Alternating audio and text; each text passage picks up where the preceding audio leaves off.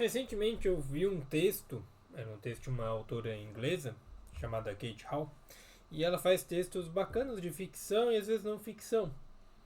E era sobre por que você não está tentando ou esforçando-se o suficiente, né? Era sobre essa situação. E ela contava uma história, um caos, vamos dizer assim, né? Que era o seguinte: ela estava fazendo uma atividade e de repente ela recebeu um stalker, acho que um indiano, alguma coisa assim.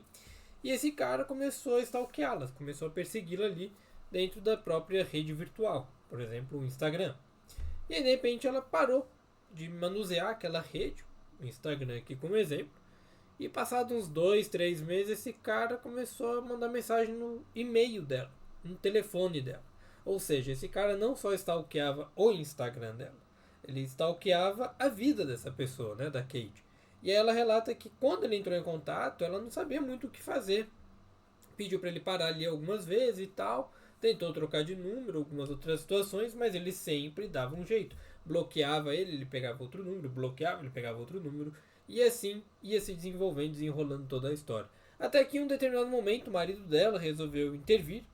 E aí ele trouxe uma situação que era entrar em contato com o consulado, com a embaixada, com o FBI, com alguns outros órgãos nesse sentido, e esse cara nunca mais apareceu, depois de ter levado provavelmente algum sacode, alguma coisa. E aí vem o título: será que você está se esforçando o suficiente? Uma pessoa me mostrou esse texto, na verdade ela comentou sobre, e eu comentei em cima dela, pô, seria legal ver a sua visão sobre isso. E eu fiz um texto no Substack sobre isso. Então eu vou ler um pouquinho alguns trechos do que eu coloquei no Substack. Aqui embaixo vai estar o link para quem quiser ter mais detalhes. Mas eu queria explicar para vocês o seguinte: existe na nossa sociedade um monte de crenças erradas, que a gente chama de autorregras, né? Um monte de regrinhas de que se você está tendo hater é porque você está no caminho certo, se está difícil é porque você está perto, e coisas do tipo que fazem que você confunda que o esforço que você está gerando para fazer uma ação ou alcançar um objetivo ele vai necessariamente trazer o resultado que você quer.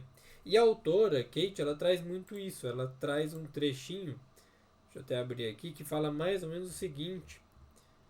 Ela fala sobre a questão de por que ela não conseguiu sair daquela situação sendo que ela estava se esforçando. Então ela traz essa reflexão pra gente, que é uma coisa necessária de se pensar. E aí você tem aqui exatamente, né, onde ela fala assim: eu tentei por muito tempo sair daquilo ali, mas eu não consegui. E aí ela traz a seguinte pergunta, né? Por que que quando outra pessoa se envolveu, sendo que eu poderia ter resolvido? Essa pessoa fez tudo que era o marido dela, fez tudo que eu poderia ter feito. Por que que isso aconteceu? E ela traz uma situação dela que é, ela estava quebrada, ela estava se sentindo sozinha, ela estava confusa, ela estava meio caótica, meio perdida, tal. E ela não conseguia ter determinados comportamentos. Comportamentos esses que a gente chama de comportamentos de auto ou alta agência. Para vocês entenderem, baixa agência são pessoas que não têm tanta capacidade de controlar a própria vida. São pessoas mais vitimistas, né? Como algumas pessoas vão colocar. E alto ou alta agência são pessoas mais construtivas, né? Mais proativas. Elas buscam fazer a vida acontecer. É basicamente isso.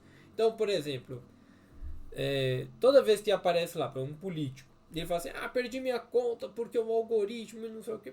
Tá, pode até acontecer por causa do algoritmo, mas você não consegue fazer outra conta e fazer tudo de novo? Você precisa choramingar pela sua conta antiga perdida? Ou aquela pessoa de: ah, eu não consegui crescer no Instagram porque o Instagram, as Big Techs são contra a minha pessoa. Cara, você não consegue olhar para outras redes?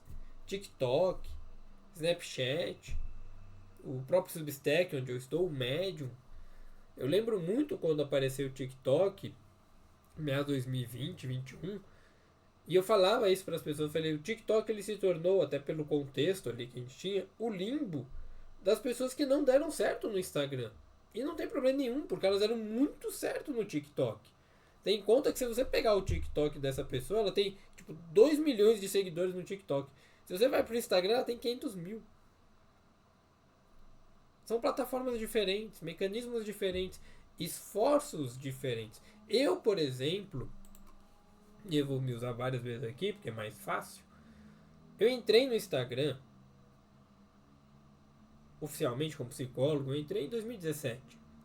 Até então eu estava no YouTube com um canal chamado PsyPlay. Era um canal antigo de videogame, onde eu fazia análise de jogo, fazia alguns playthroughs, né, que é detonado do jogo, e eventualmente falava de psicologia com videogame, era uma coisa que eu gostava muito. E aí aquilo foi me incomodando, porque pô, eu tava ali no YouTube, não crescia tanto, porque eu falava só da Nintendo, basicamente, a Nintendo não pagava nada na época. Ela tinha até um programa dela específico, né, Nintendo Creators, mas ela pagava tipo assim 15 centavos de dólar. Nunca recebi esse dinheiro. Na verdade, eu via na conta, mas nunca saquei. Hoje nem sei onde está.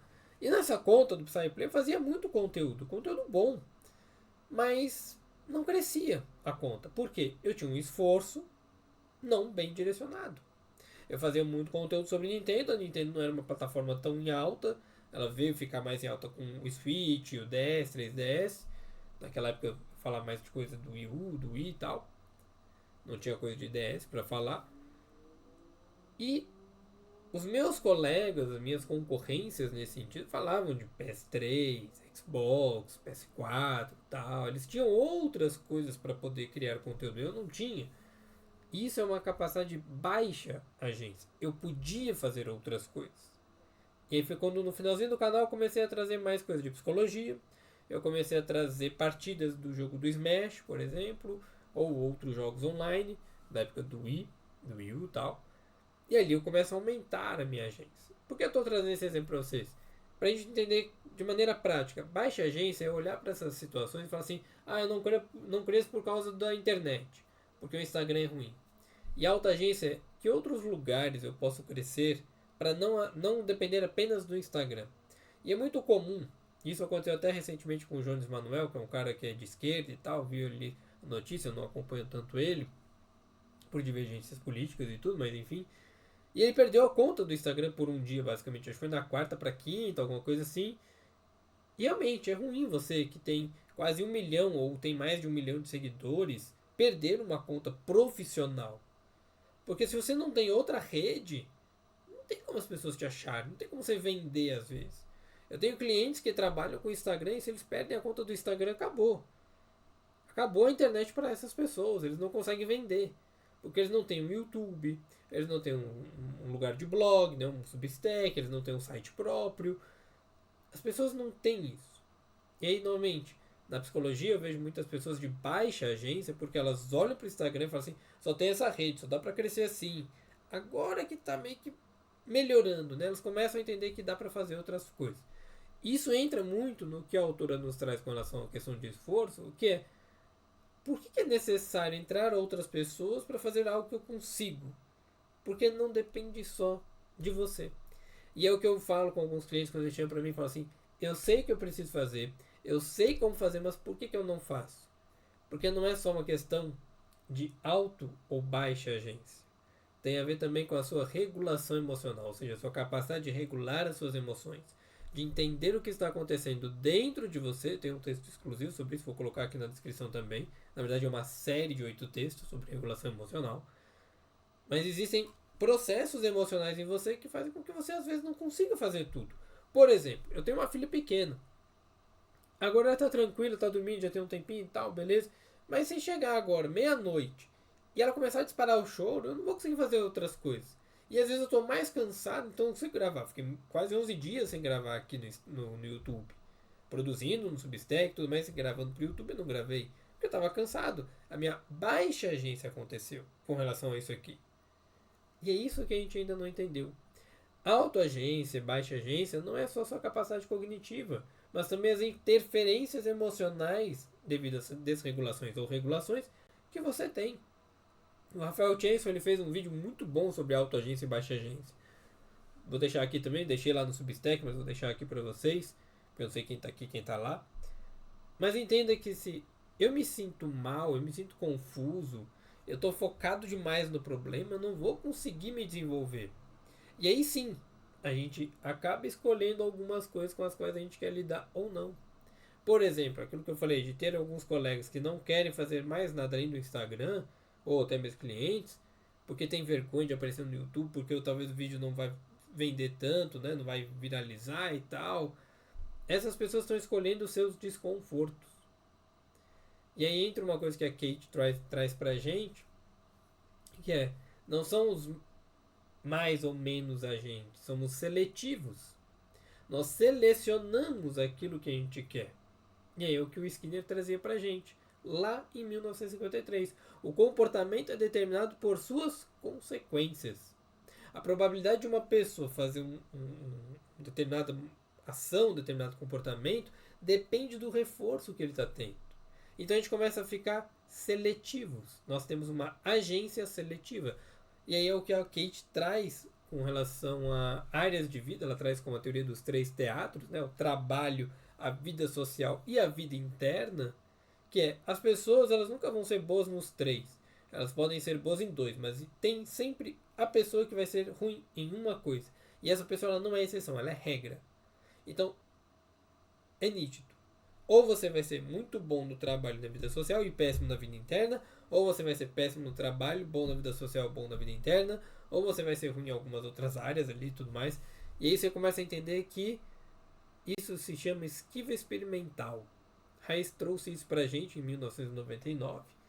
Hayes é um autor da terapia cognitivo-comportamental, principalmente da área da aceitação e compromisso.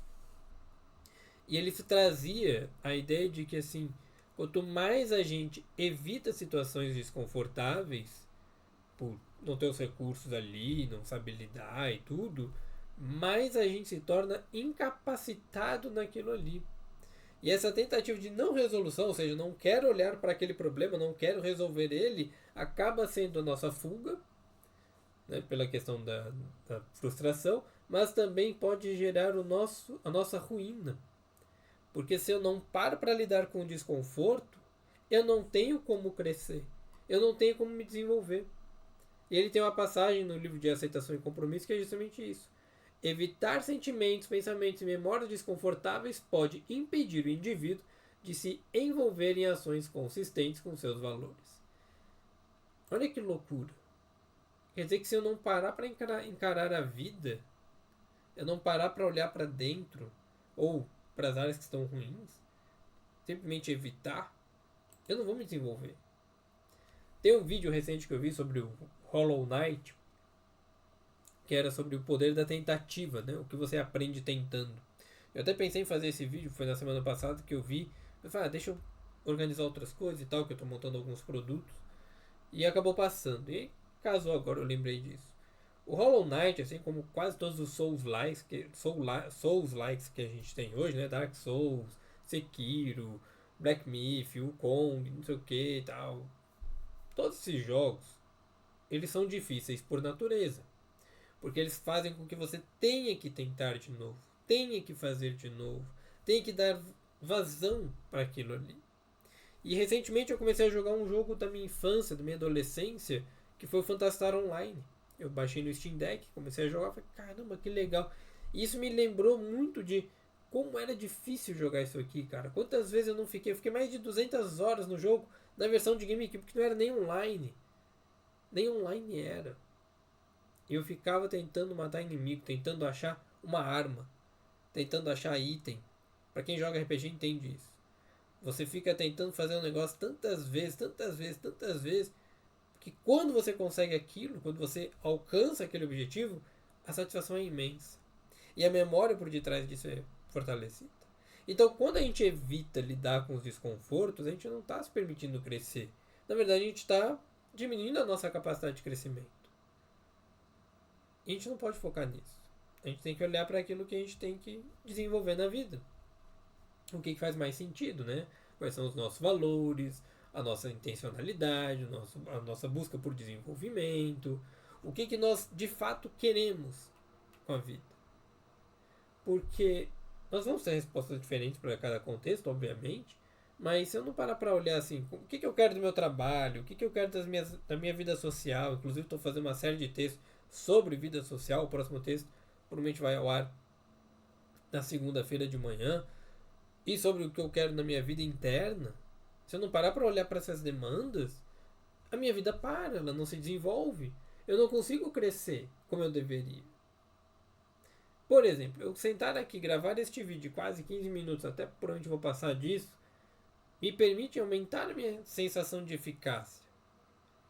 me permite entender que, Rafael, você pode fazer isso independente do horário. Não precisa se preocupar tanto.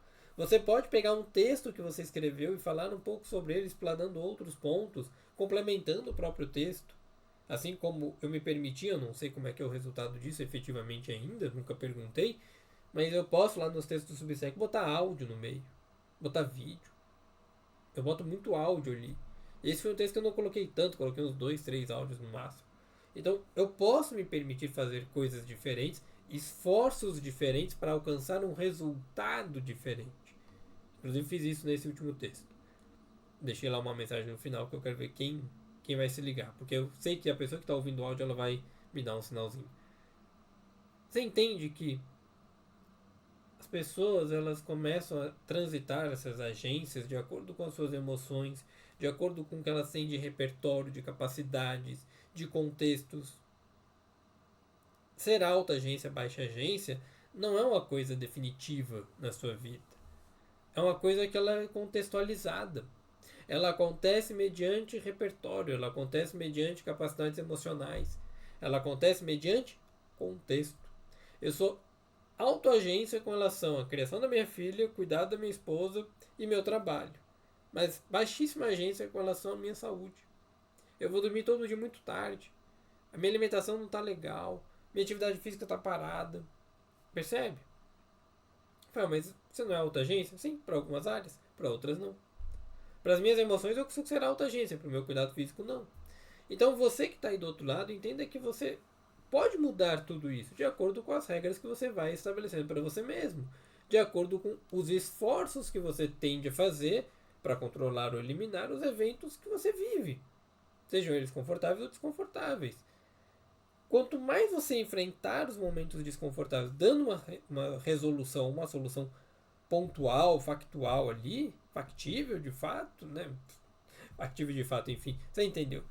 Prática, mais fácil de você alcançar.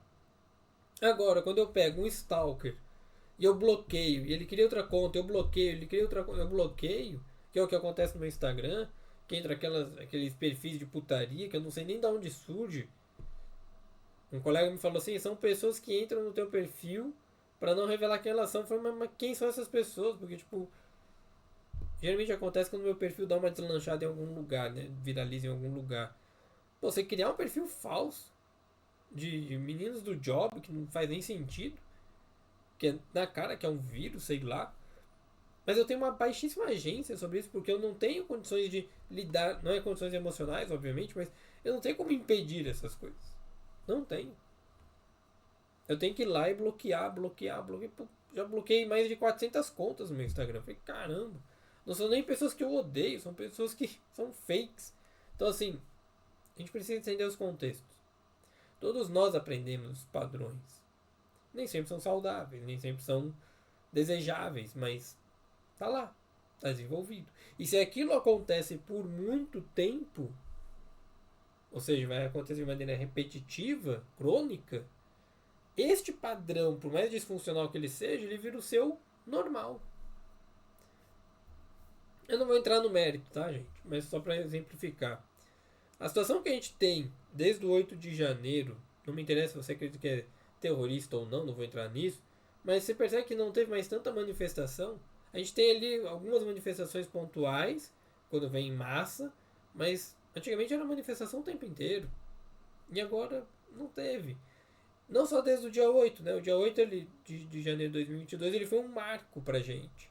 Um marco de, cara, eu tenho medo de me expressar, eu tenho medo de falar. Então ali eu gero um novo comportamento que vai sendo reforçado. Mediante todas as injustiças que a gente vê, mediante todas as ações ou consequências que a gente percebe. E aquilo vai gerando um comportamento padrão, um novo repertório. À medida que eu mudo isso, ou seja, que há consequências diferentes, contingências diferentes acontecendo no contexto, eu mudo o comportamento também. Por isso que o... Agora não vou lembrar o nome do cara lá, do livro do Poder do Hábito.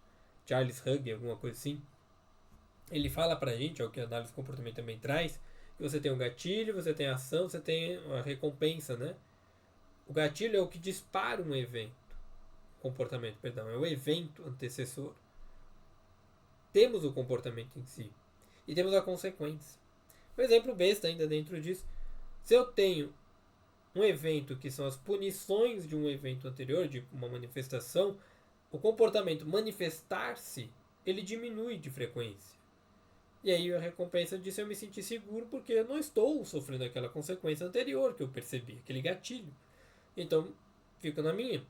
Só que à medida que eu vejo que, opa, as pessoas se manifestaram, não aconteceu nada, ninguém foi preso, não teve bomba de gás, nem nada, eu aumento a frequência do comportamento manifestar, da manifestação em si.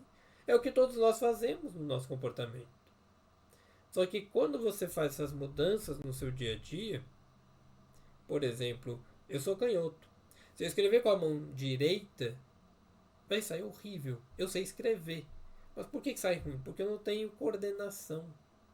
Eu não tenho repertório muscular e até cognitivo nesse sentido de sinapse e tudo mais para escrever com a mão direita.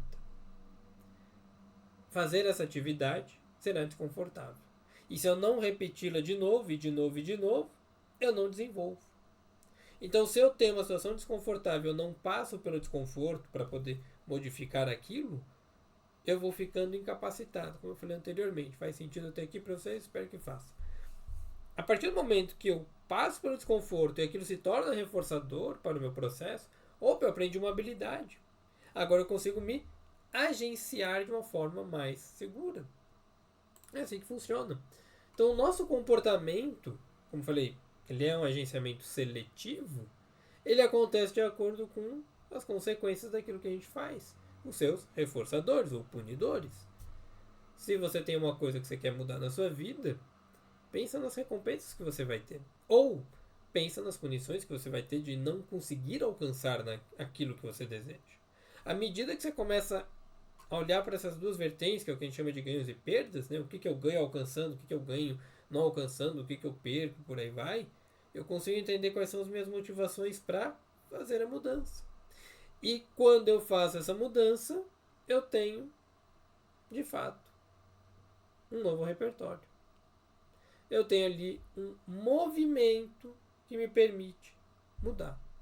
E aí, a pessoa que me trouxe esse texto original, ela falava sobre a questão de que, para ela, você tem que ter ódio da situação que você está vivendo, um ódio profundo.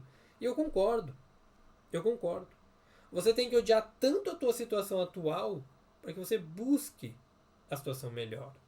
É o que o pessoal na hipnose, quando eu comecei a fazer alguns cursos, o pessoal falava, até falar para os clientes, eu não gosto muito dessa ideia, mas normalmente ela tem respaldo, que é você não sofreu o suficiente para querer mudar. É claro que você falar isso para uma pessoa que tem sofrimento é uma droga, porque você coloca ela para baixo. Você não motiva ela. Você invalida ela. Mas se você explicar, quando a gente fala que você não sofreu o suficiente, é que você ainda não odeia a situação tanto a ponto de você querer mudar. Você acabou ficando conformado com ela. Você está confortável no desconforto. Ou seja, você está desesperançoso da sua mudança. É o que eu sinto com relação, dentro do nosso exemplo político, a mudança de situação no Brasil. Não sinto esperança nenhuma de que a gente vai melhorar aqui. Na verdade, o que eu vejo para o futuro é piorada cada vez mais, até com outros nomes políticos surgindo no mapa. Daqui a 10 anos, coisa do tipo.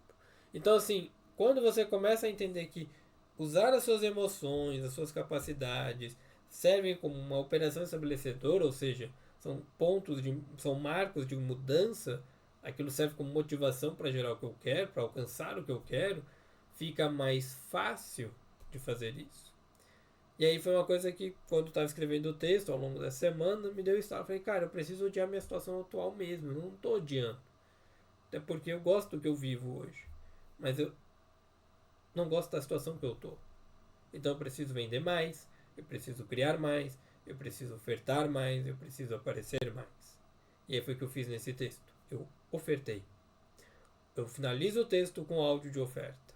Assim como vou finalizar aqui com vocês um áudio de oferta. Que é, se você quer entender mais sobre o comportamento humano, se você quer entender mais sobre seus hábitos, eu estou finalizando a primeira temporada de um curso que eu tenho, um curso simples de 8 aulas, só sobre hábito. Ele custa 150. Não mais, não menos. Ano que vem a gente vai para a segunda temporada. E eu gosto de fazer temporadas, porque dá pra gente explorar bem os temas. Lá você tem 8 aulas. A gente está em 6 aulas, vamos para 8. Onde você aprende sobre como mudar comportamento, como mudar seus hábitos, entender como são suas emoções, a regular as suas emoções. E principalmente, que é a nossa última aula, ela já está montada, só precisa tentar gravar, basicamente, como intencionalizar a sua vida. Como sair disso, desse conformismo. Val, mas por que eu compraria de você se você não fez a mudança que você quer? Eu não sei te responder isso. O que eu sei te responder é o seguinte: o que eu estou criando não está ajudando só a mim. Porque eu gosto de ver o que eu pratico, né? Eu gosto de ver o que eu leio e tudo mais. Mas pelo feedback que eu tenho, e não vou colocar aqui, não esperem depoimentos, não esperem isso. As pessoas têm tido mudanças ali. Da mesma forma que as pessoas têm tido mudanças com o conteúdo exclusivo que eu tenho no Substack. São aulas também, aulas pontuais sobre o tema do mês e coisas nesse sentido. Então, não espere que a vida melhore por si só. Você tem que fazer essa mudança. O Skinner dizia isso pra gente. A motivação intensa ela pode iniciar a mudança do comportamento, mas a manutenção dele depende da disponibilidade contínua e reforçada daquele mesmo comportamento ou das novas ações que você está buscando. E é isso que eu busco ensinar nos meus cursos, busco ensinar vocês aqui, que não adianta você esperar que as coisas aconteçam. Não adianta você ter uma motivação, motivos para agir. Se você não agir e não tiver algo correspondente, seja os seus valores internos, seja os reforçadores ambientais, se você não tiver essas coisas, a mudança ela não acontece. Que é o que eu falo com relação ao que a gente trouxe no início do vídeo. Não adianta eu criar um monte de conteúdo na internet se eu não ofertar nada. É o que eu brinco com os meus clientes. Eu cansei de esquentar, como a gente fala no marketing, de aquecer o cliente para os outros, de aquecer o lead para os outros. Porque é o que eu fazia, eu não ofertava. Eu não falava que eu tinha terapia, que eu tinha vaga, que eu tinha um curso. Eu não fazia isso. E é o que nós tendemos a fazer. A gente não oferta os nossos serviços, nossos produtos, nossas qualidades, nossa presença. A gente simplesmente vai existindo, achando que o esforço por si só vai dar resultado. E não vai. Por isso que eu digo, você não está tentando o suficiente. Porque você está fazendo a mesma coisa o tempo inteiro. Você não está fazendo coisas diferentes. E aqui eu estou fazendo uma coisa diferente. Você quer aprender mais sobre comportamento? Tem um curso. Eu vou deixar o link aqui na descrição. Se te interessar, clica lá, veja. Se você gosta do meu conteúdo, você já sabe o que esperar. Veja ele.